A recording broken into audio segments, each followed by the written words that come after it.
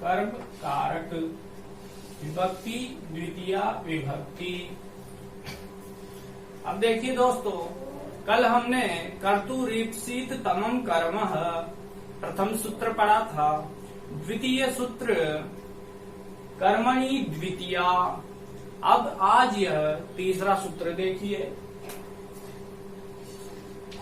तीसरा सूत्र है दोस्तों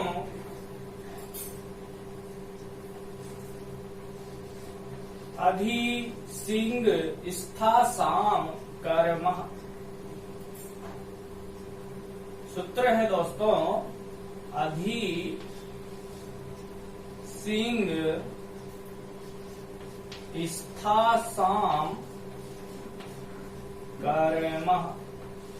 सूत्र है दोस्तों अधि सिंग स्था साम कर्म।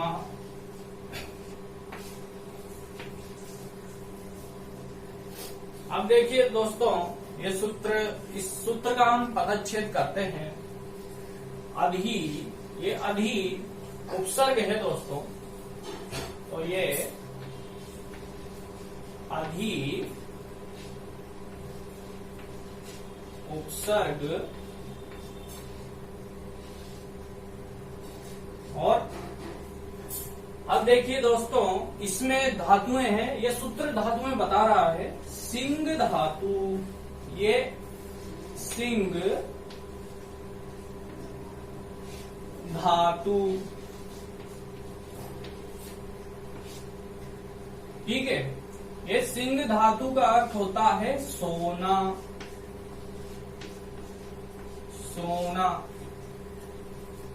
सोना कौन सा दोस्तों? वो गोल्ड वाला सोना नहीं। सोने का मतलब है शयन, सोना, ठीक है दोस्तों। देखिए, सोना का मतलब है शयन, जो बिस्तर पे शयन करते हैं वही वाला शयन, ठीक है। अगली धातु ये बता रहा है सूत्र स्था साम कर्म, ठीक है दोस्तों। स्था धातु, दूसरी धातु, ये स्था धातु। स्था धातु का अर्थ होता है ठहरना, किसी भी स्थान पर, कहीं पर भी ठहरना। ये स्था धातु का अर्थ होता है ठहरना। अब सूत्र हमें अगली धातु बताता है स्था साम, आसाम। आसाम से निकली आस धातु, ये तीसरी धातु हो गई दोस्तों, आस धातु। आस का मतलब क्या होता है दोस्तों? स्था सिंग सोना, स्था ठहरना, है ना। आस का मतलब होता है बैठना, किसी भी स्थान पर बैठना। आस धातु, बैठना, ठीक है मित्रों। ये तीन धातुएं हैं दोस्तों। ये सूत्र कहता है अधि उपसर्ग पूर्वक। इस सूत्र का अर्थ क्या हो जाएगा दोस्तों? देखिए, यह सूत्र कहता है अधि उपसर्ग पूर्वक, अधि उपसर्ग पूर्वक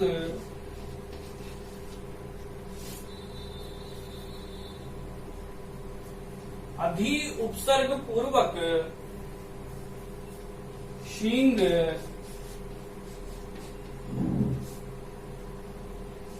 स्था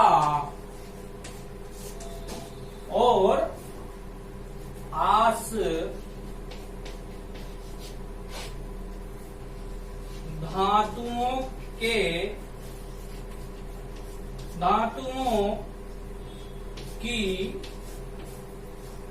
कर्म संज्ञा होती है।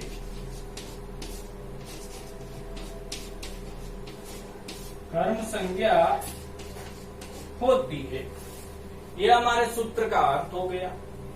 अधि उपसर्ग पूर्वक सिंग, स्था और आस धातुओं की कर्म संज्ञा होती है। अब इन तीनों धातुओं के पूर्व अधि उपसर्ग पूर्वक अर्थात पूर्व में, इन तीनों धातुओं के पूर्व में अधि उपसर्ग आता है तो धातुओं के तो रुकिए एक मिनट, तो धातुओं के आधार की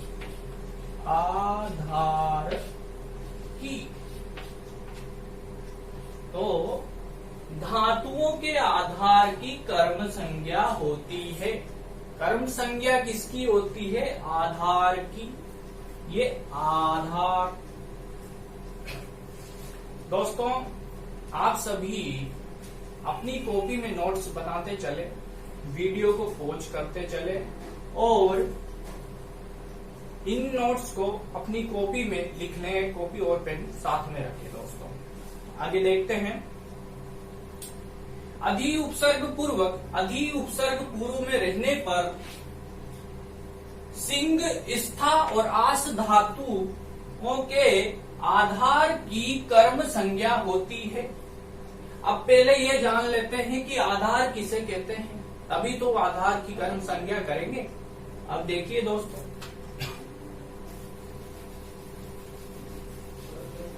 आधार की परिभाषा देख लेते हैं। आधार क्या होता है, आधार किसे कहते हैं? ये आधार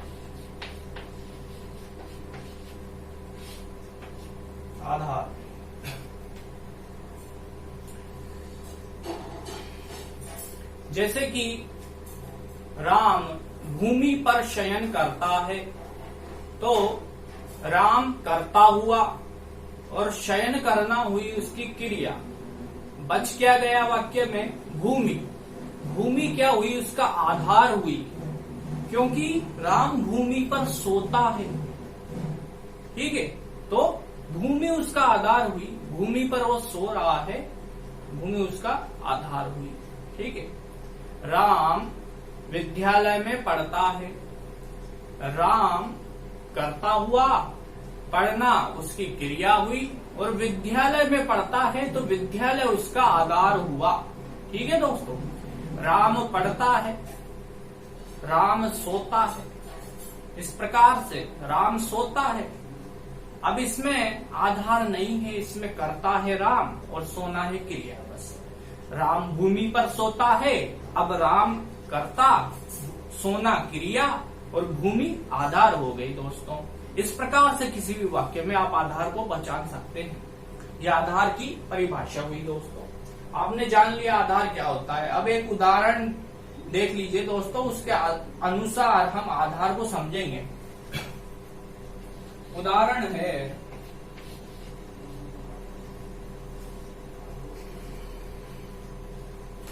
सिंह धातु का उदाहरण ले लेते हैं।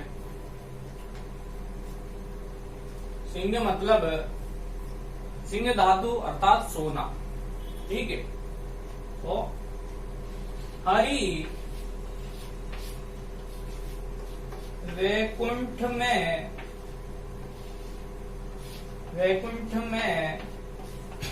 सोते हैं।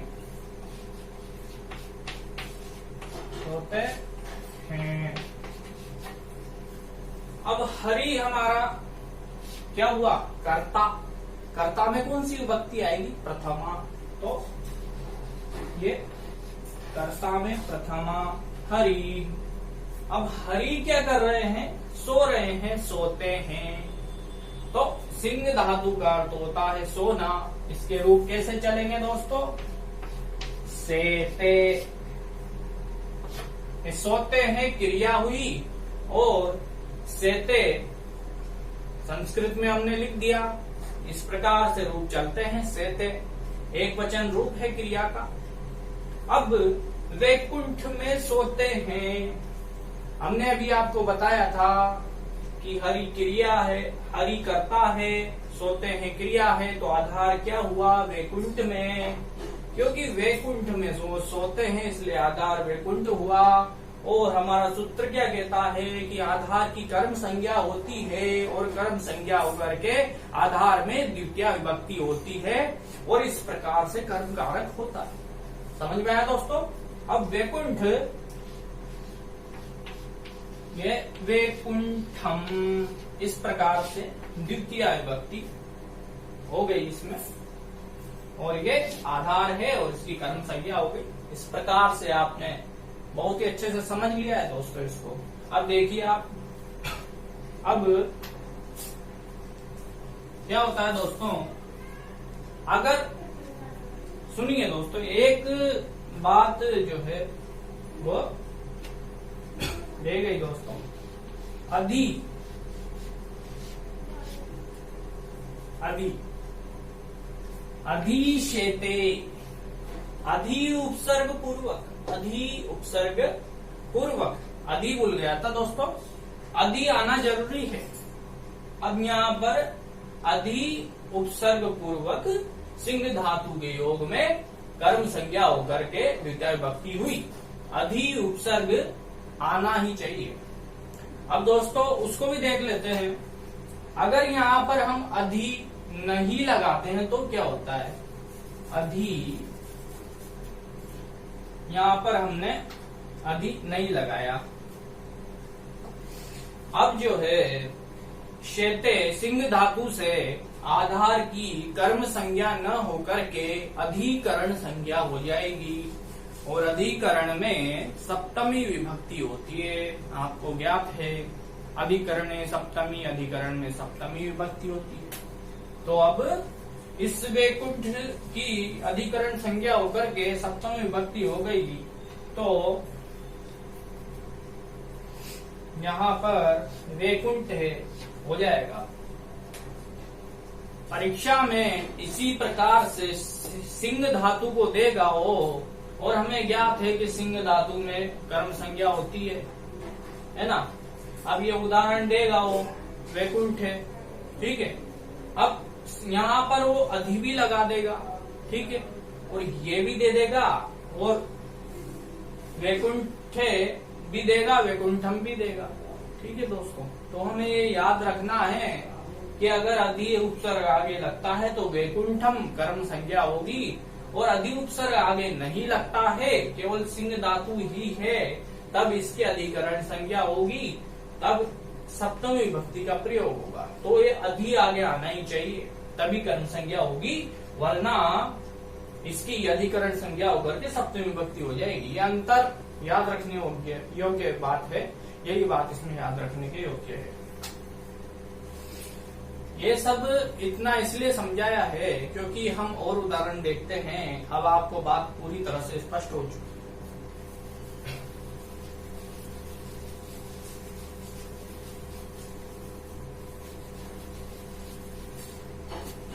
और उदाहरण है दोस्तों, हरि वैकुंठ में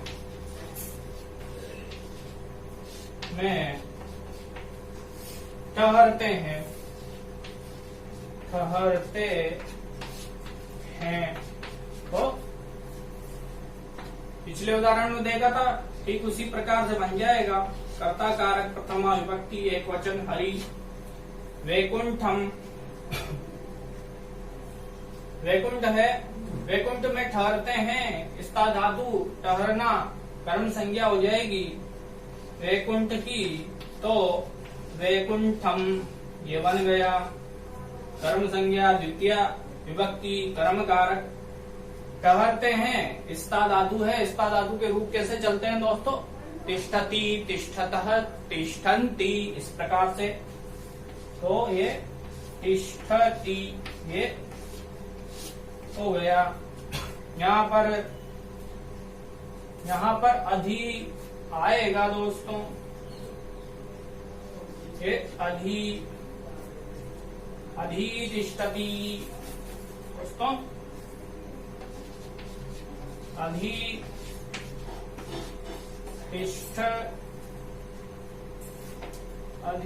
अधितिष्ठति इस प्रकार से। ठीक है दोस्तों, अधि तिष्ठति अधि उपसर्ग पूर्वक आधार की कर्म संज्ञा हुई और द्वितीय विभक्ति का प्रयोग हुआ अधि तिष्ठति।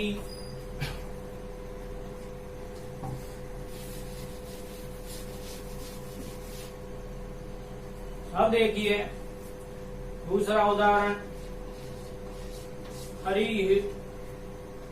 अब क्रिया को हमने किया हिस्ता धातु ठहरना क्रिया तिष्ठति।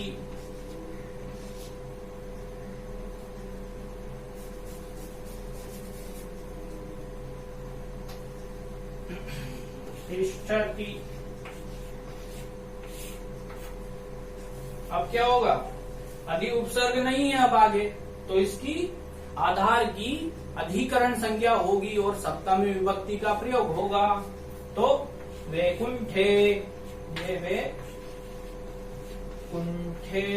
इस प्रकार से। ठीक है, वैकुंठे। ये अंतर आपको याद रहे इसलिए दोनों उदाहरण एक साथ दे दिए हैं।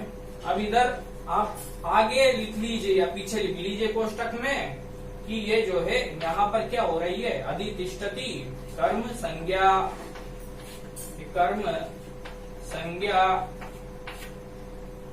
यहाँ पर लिख लीजिए आप अधिकरण संज्ञा, ये अधिकरण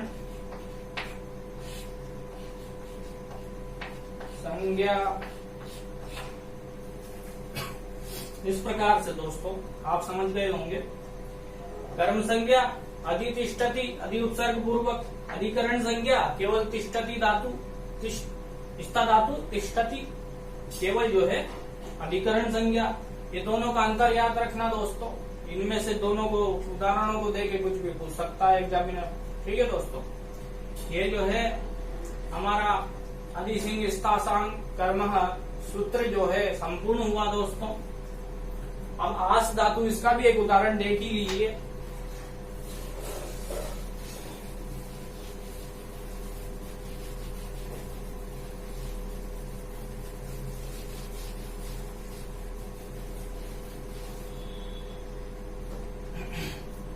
आस धातु, हरि वैकुंठ में, वैकुंठ में बैठते हैं।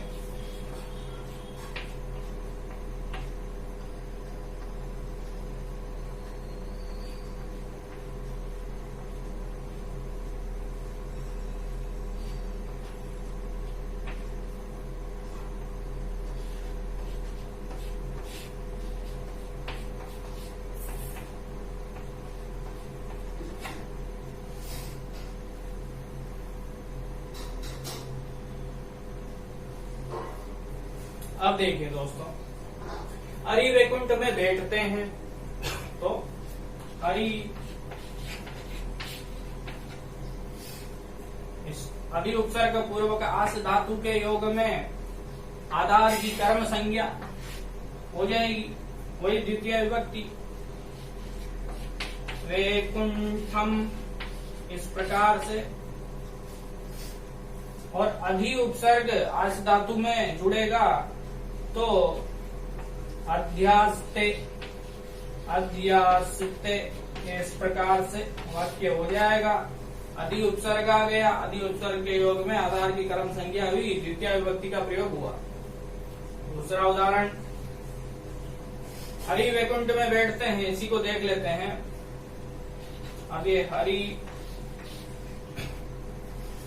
अब आधार की अधिकरण संज्ञा कब होगी, जब यहाँ पर आस्ते, अब हमने अधि उपसर्ग को हटा दिया है और आस्ते क्रिया हुई, तो जब अधि उपसर्ग आगे नहीं आएगा तो अधिकरण संज्ञा होकर के आस्ते, आस धातु से अधि उपसर्ग आगे नहीं आया और तब अधिकरण संज्ञा हुई और सप्तमी विभक्ति का प्रयोग हो जाएगा।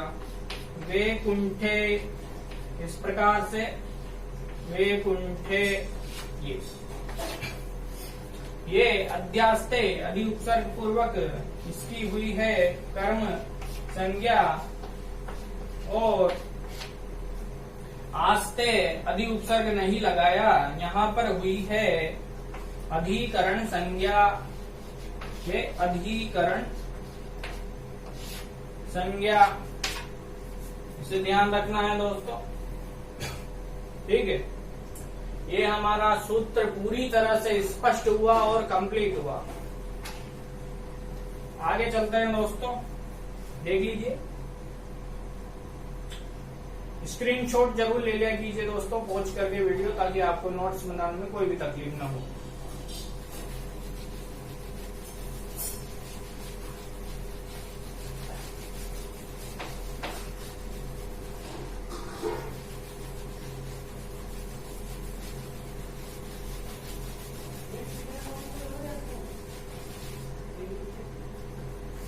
अगला सूत्र दोस्तों, चौथा सूत्र, उपानवत ध्यांग वसः, उपानवध्यांग वसः। इस सूत्र का विच्छेद करते हैं दोस्तों। यहां से उप उपसर्ग आई दोस्तों, उप एक उपसर्ग है, यहां से अनु उपसर्ग आया दोस्तों, यहां से अनुवध्यांग वसः, अधि, यहां से ये अधि उपसर्ग आ गया दोस्तों,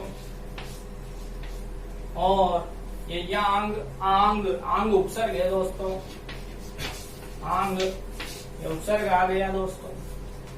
ये आंग एक उपसर्ग है, बहुत सी बार इसे विद्यार्थी प्रत्यय समझ लेते हैं, जबकि ध्यान रखना ये आंग उपसर्ग है, और आंग उपसर्ग का आशेष बचता है। क्या शेष बचता है? आशेष बचता है। अब इसके पश्चात वस धातु है दोस्तों, ये वस धातु। अब देखिए दोस्तों, ये सूत्र क्या कहता है,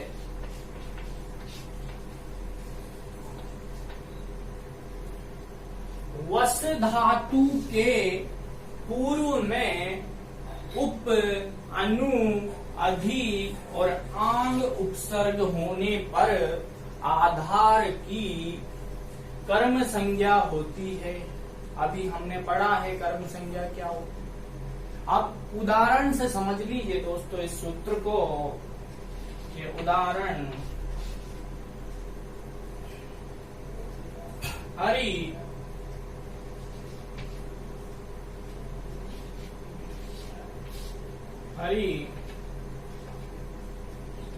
वैकुंठ में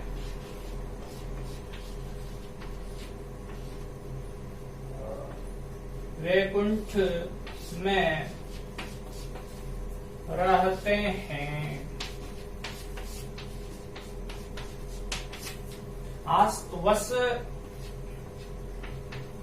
वस धातु का अर्थ क्या होता है? वसती, वसतः, वसंती, इस प्रकार से रूप चलते हैं। और वस धातु का अर्थ होता है रहना, वास करना, तो ये वस धातु का अर्थ होता है रहना, इस प्रकार से। हरि वैकुंठ में रहते हैं, ठीक है, तो ये हरि कर्ता कारक, कर्ता प्रथमा विभक्ति एक वचन।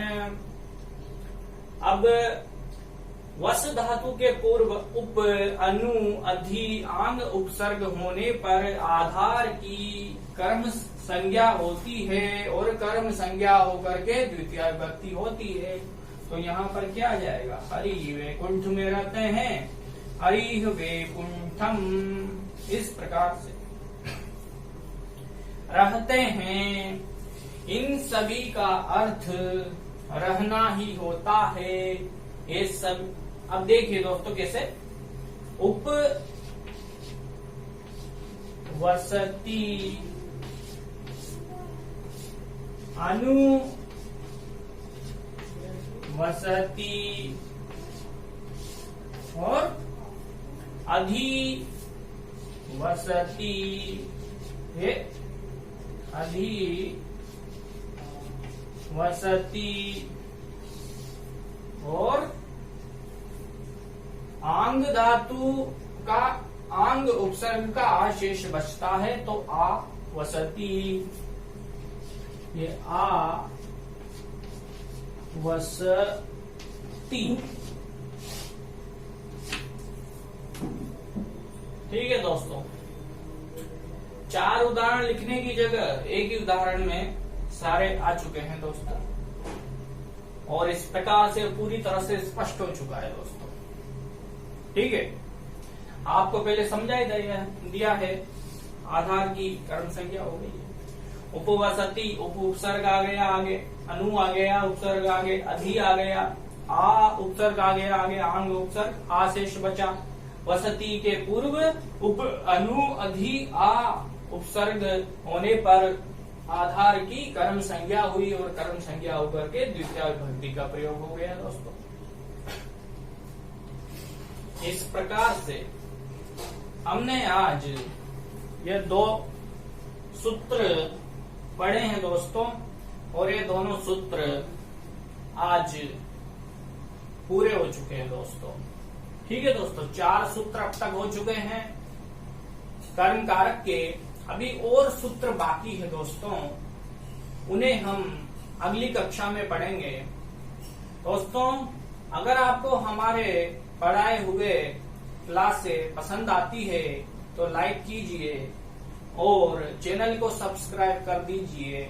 इससे आपको लाभ यह होगा कि जब भी अगली कक्षा होगी तो सीधा नोटिफिकेशन आप तक पहुंच जाएगा।